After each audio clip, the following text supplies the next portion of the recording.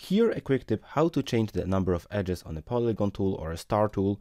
At first, you wanna click and hold your click on the rectangle tool. You can change between the ellipse tool, polygon tool, star tool, and everything you see here.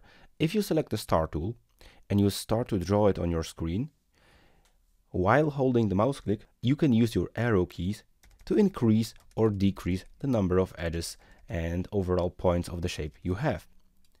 This way, we could create this kind of star. It also works for different shapes.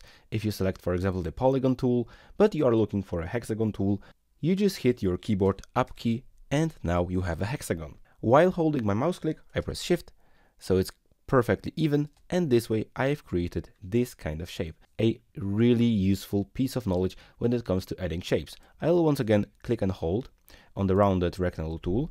We can change the roundness by moving our arrow keys up and down. A really useful tip when it comes to drawing rectangles.